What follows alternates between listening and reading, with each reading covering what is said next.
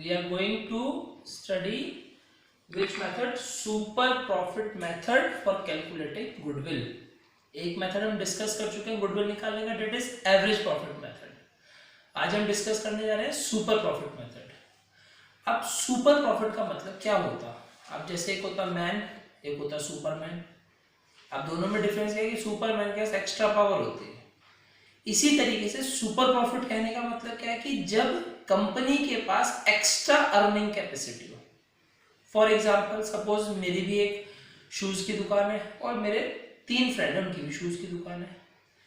3 friend की जो on an average कमाई है, मान लो किसी की 45 है, किसी की 40 है, किसी की 39 है, इस तरह मतलब नियर अबाउट 39-40 है.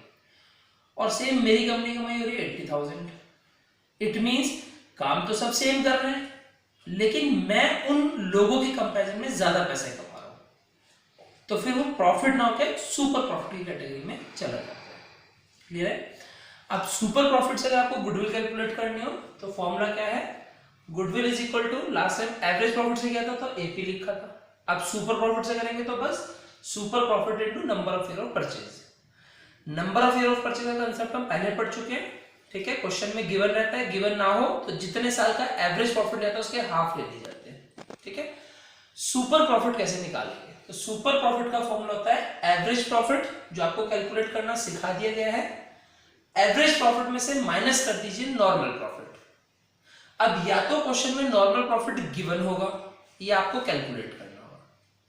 अगर कैलकुलेट करना होगा तो फॉर्मूला क्या होगा? कैपिटल एम्प्लॉयड, कि आपने बिजनेस में कितना पैसा लगाया है, कैपिटल एम्प्लॉयड, और उस कैपिटल पे नॉर्मल कितना रिटर्न मिलता है. नॉर्मल मतलब सपोज दैट आपको पैसा बैंक में जमा कर दो तो ब्याज कितना मिलेगा, तो एक नॉर्मल रिटर्न है. तो वो परसेंटेज क्वेश्चन में गिवन होगी. कैपिटल एम्प्लॉयड गिवन होगी उस क्वेश्चन में. जिस क्वेश्चन में नॉर्मल प्रॉफिट गिवन नहीं होगा तो उस क्वेश्चन में कैपिटल एम्प्लॉयड और एनआरआर की परसेंटेज गिवन होगी.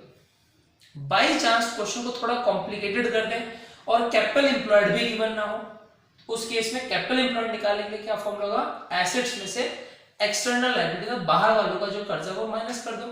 तो जितनी आपकी टोटल एसेट्स हैं अगर उसमें से एक्सटर्नल लायबिलिटीज माइनस कर दो तो कैपिटल एम्प्लॉयड निकल जाती है. तो जिस क्वेश्चन में कैपिटल एम्प्लॉयड गिवन नहीं होगा उसमें ये इंफॉर्मेशन गिवन होगी.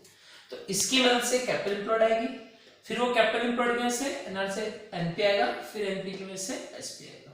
ठीक है, एक क्वेश्चन देखते हैं. सपोज दैट एक क्वेश्चन में कैपिटल गिवन है 1 लाख रुपए, मार्केट रेट ऑफ इंटरेस्ट की अगर हम उसे ब्याज पे दे दें उस पैसे को तो उस पे ब्याज कितना मिलेगा, इंटरेस्ट कितना मिलेगा.